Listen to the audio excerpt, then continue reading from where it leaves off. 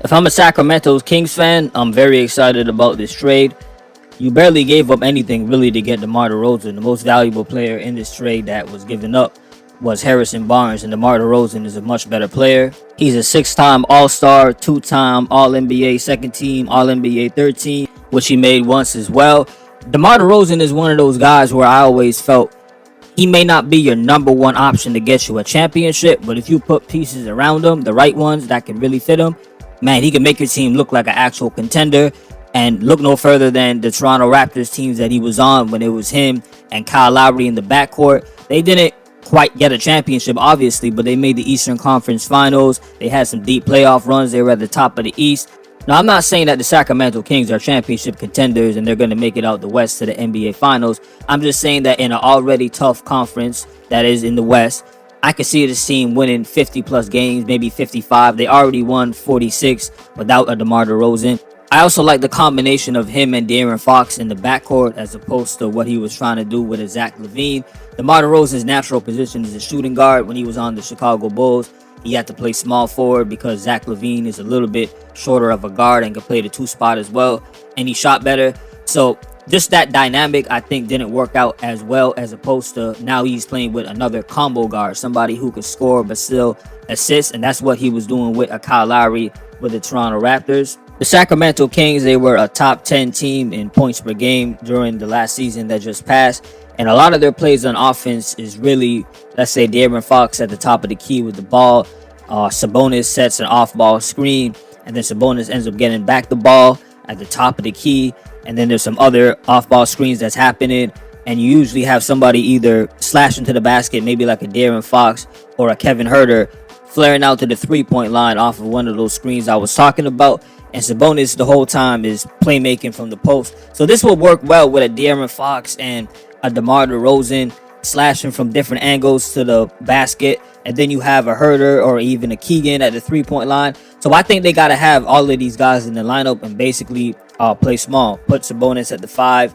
Put Keegan, who's 6'8", and also listed as a secondary position as a power forward at the 4 spot. Have Kevin Huerter play the 3. And then your backcourt is DeMar DeRozan and De'Aaron Fox. And I'll be honest, I'm not the biggest fan of the whole small ball lineup that's been popularized, positionless basketball. I believe it worked great for a team like the Warriors since they had the personnel with a Draymond Green, a Steph Curry, Klay Thompson. And since the Warriors made it look so easy, everyone's been trying to emulate that. Nonetheless, I don't think the Kings have much of a choice. When you look at DeMar DeRozan and Sabonis, they are not known for three-point shooting at all. They could go consecutive games without scoring even a single three-point shot. So you're going to need those other 3 guys to really space the court when these 2 are out there. The last point I want to make about the Kings offense with DeMar DeRozan now, he's a really good playmaker. And so you essentially got 3 guys on the court with him, Fox, and Sabonis that could create for others, could find the right guys in the right spots. And that gives you even more options and flexibility with how you want to maneuver the ball and keep guys in constant movement. My biggest concern if I'm the Kings is who are my bench players? You have Malik Monk, that's a great start. Have somebody like that who can fill it up. But outside of him, I don't see anyone else who could really stand out and help the starters when they need a rest. And so that would be my number 1 priority if I'm the GM of the team. And another concern that I have when I look at this Kings roster, who's playing defense? Serious question. The only person who I see that stands out to me defensively would be a Keegan Murray. Right outside of that, I don't know anyone that you could say within the starting lineup or even off the bench, unless you're counted a JaVale McGee, but he's an older player, or a Alex Len. But again, I don't know how much serious minutes these guys are going to get. So you need not only to fill out the bench, but also get some defenders that can help out this Kings roster as well. They weren't a bad defensive team. At the same time, they weren't a great one either. I think they were ranked like 17th in terms of points allowed that they let teams score on them. So those are the 2 concerns I have with the Kings. Anyways, let me know what y'all think about my assessment of DeMar DeRozan coming to the Sacramento Kings.